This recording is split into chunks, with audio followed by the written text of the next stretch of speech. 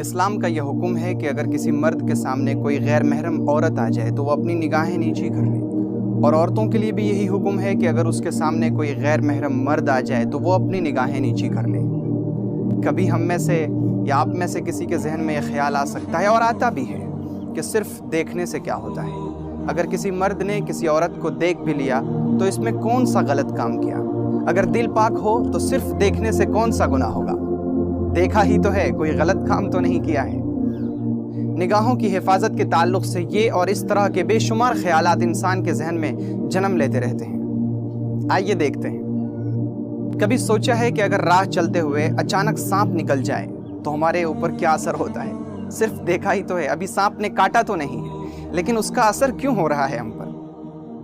اگر کبھی چلتے چلتے شیر سامنے آ جائے تو ہمارا رد عمل کیا ہوگا؟ ہمارا جسم کس طرح بے چین ہوگا؟ صرف دیکھا ہی تو ہے، صرف دیکھنے سے کیا ہوتا ہے؟ ذرا سوچئے تو صحیح کہ ہری چیزوں کو دیکھ کر، پھول کو دیکھ کر، خوشنما منظر کو دیکھ کر دل خوش کیوں ہوتا ہے؟ اور کسی کو لہو لہان دیکھ لو، کسی کو کٹا پیٹا دیکھ لو تو پھر دل غمگین اور مضطرب کیوں ہوتا ہے؟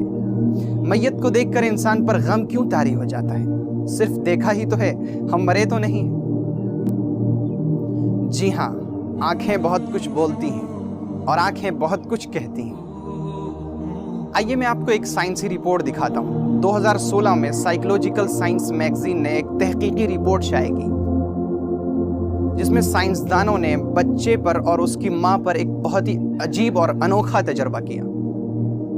سائنسدانوں نے اپنی رپورٹ میں بتایا کہ آنکھیں دل کے جذبات کو، دل کے احساسات کو، یعنی انسان کے خیالات کو کسی دوسرے آدمی تک ٹرانسفر کرنے کا بہترین ذریعہ ہیں۔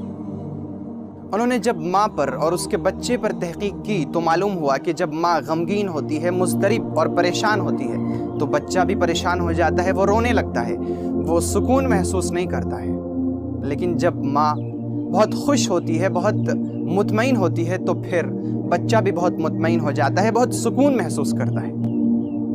کیونکہ جب ماں پریشان ہوتی ہے اور غمگین ہوتی ہے تو اس کے آنکھوں کے یہ حلقے چھوٹے ہو جاتے ہیں، اور ماں کی پریشانی، غمگینی اور بے چینی آنکھوں کے ذریعے سے بچے کے اندر چلی جاتی ہے، اور اس طرح بچہ بھی پریشان ہو جاتا ہے، غمگین ہو جاتا ہے۔ اور جب ماں خوش ہوتی ہے، پرسکون ہوتی ہے تو اس کے آنکھوں کے یہ حلقے کشادہ ہو جاتے ہیں اور پھیلے ہوئے ہوتے ہیں، اور ان آنکھوں کے ذریعے سے ماں کی خوشی اور ماں کا سکون بچے کے اندر منتقل ہوتا ہے، جس کی وجہ سے بچہ بھی بہت پرسکون ہو جاتا ہے اور بہت خوش ہو جاتا ہے۔ جی ہاں، آپ تو عقل مند ہیں، اب سوچیے، آپ کے سامنے سوچ کا دروازہ کھلا ہوا ہے کہ جب آدمی کسی غیر محرم عورت کو دیکھتا ہے تو اس کے آنکھوں کے حلقے پھیل جاتے ہیں، اور سامنے والی عورت اسے غیر شعوری طور پر، یعنی غیر ارادی طور پر، بغیر سوچے سمجھے اس کو قبول کر لیتی ہے۔ وہ سمجھ جاتی ہے کہ یہ مرد مجھے دلچسپی کی نظر سے دیکھ رہا ہے، اور جب وہ مرد اسے بار بار دیکھتا ہے اور وہ عورت بھی اسے بار بار دیکھتی ہے تو آنکھوں کے ذریعے سے دل کے خیالات اور دل کے جذبات ایک دوسرے کو ٹرانسفر ہو جاتے ہیں، اور پھر ان کے اندر بات کرنے کا جذبہ پیدا ہوتا ہے کہ ایک دوسرے سے بات کی جائے، ایک دوسرے سے ملاقات کی جائے، اور یوں گناہوں کا دروازہ کھل جاتا ہے۔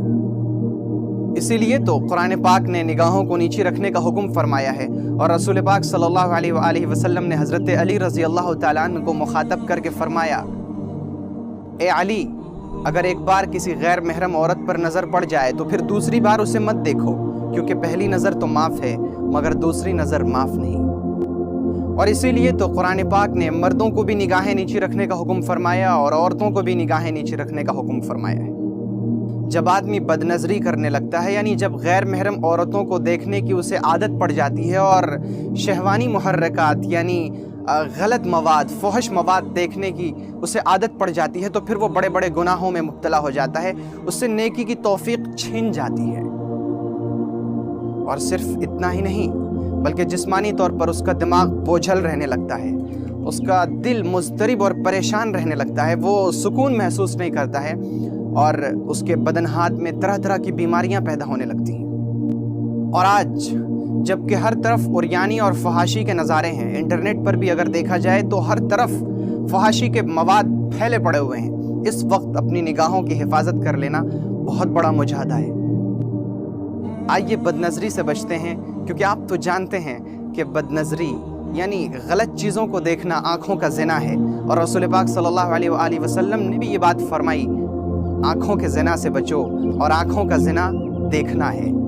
آئیے اپنی نگاہیں نیچی رکھیں گے، بد نظری سے بچنے کی کوشش کریں گے۔ اگر آپ کو یہ ویڈیو پسند آئی تو ویڈیو کو لائک کریں اور اسے اپنے دوست و احباب میں شیئر کریں، اور تازہ فکر سے جڑے رہنے کے لیے چینل کو ضرور سبسکرائب کریں، اور نئی ویڈیو سب سے پہلے پانے کے لیے گھنٹی کا بٹن دبائیں۔